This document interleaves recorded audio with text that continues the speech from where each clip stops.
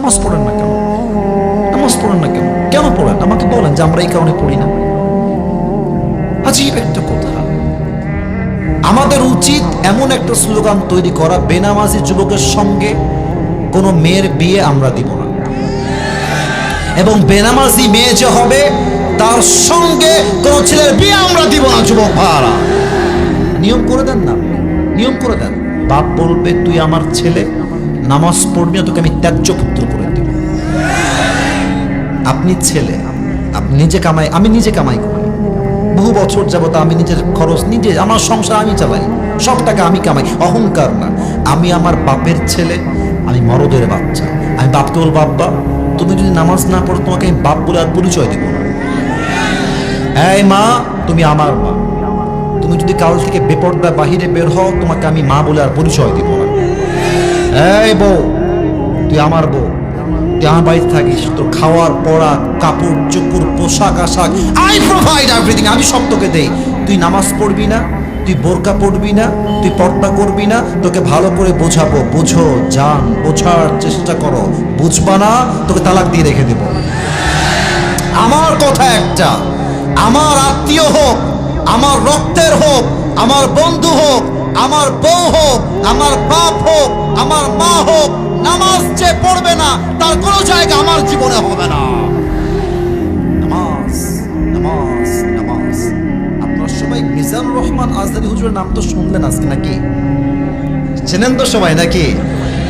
ওনার একজন নানা ছিলেন, মুরব্বীরাও চিনেন, স্যাররাও চিনতেন, নাম হচ্ছে গোলাম সারোয়ার সাইদি হুজুর। তোমরা দেখবা ইউটিউবে, দেখেছো সবাই, কেউ দেখা বাদ নাই। উনি একটা কথা প্রায় বলতেন, নামাজ নাই যার ঈমান নাই তার। নামাজ নাই যার মুসলমান হিসেবে পরিচয় দেওয়ার কোন অধিকার তার নাই। যুবক ভাড়া ঠিক কিনা বলো? বেনামাজির রূহ যখন কবজ হয়ে যাবে, বাস নিথর লাশ দুনিয়ায় পড়ে থাকবে। বেনামাজি মুরব্বীর সামনে যখন মালাকুল মউত আসবে, বেনামাজি যুবকের সামনে যখন মালাকুল মউত আসবে, হাদিসে আসে তার দেহের রং হবে নীল, পুরোটাই নীলাভ বর্ণের চেহারা হবে, আর চোখটা হবে লাল টকটকে চোখ।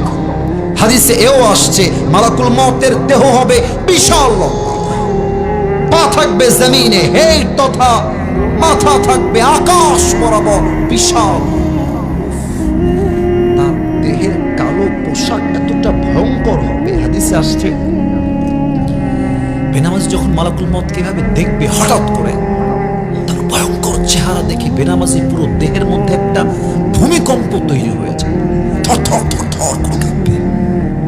আর বেনামাজির দিকে মালাকুল মউত একটা ধমক দিয়ে বলবে, ইয়া আইয়াতুহান নাফসুল খাবিথা উখরুজি ইলা গাযাবিল্লাহ। এই বেনামাজি বান্দা বের হয়ে আয়, আল্লাহর জাহান্নামের দিকে বের হয়ে আয়, আল্লাহর রাগের দিকে বের হয়ে আয়। তার পেছন থেকে এই বুক থেকে ছিঁড়ে বের হয়ে আসবে। একবার ডান দিকে দৌড় দিবে, একবার বাম দিকে দৌড় দিবে, আর একবার পেছনের দিকে পালিয়ে যাওয়ার ট্রাই করবে।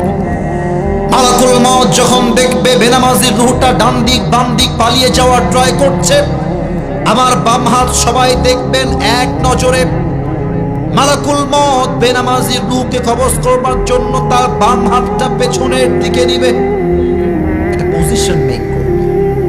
After making the position, পেছন থেকে নিয়ে একটা আঘাত করবে বেনামাজি রূহের দিকে। রূহটাকে যখন বুক থেকে ছিঁড়ে বের করবে, আল্লাহর হাবিব বলেছেন একটা জীবিত ছাগলকে যাবেহ না করে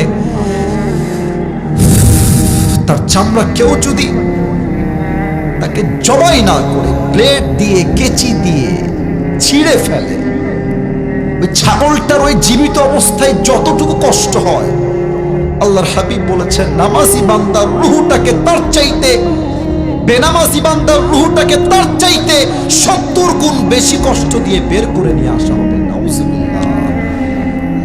আচ্ছা আপনারা আমার ওয়াজ বুঝে থাকলে বলেন, এই পরিমাণ কষ্ট কোনো বেনামাজির পক্ষে সহ্য করা কি সম্ভব?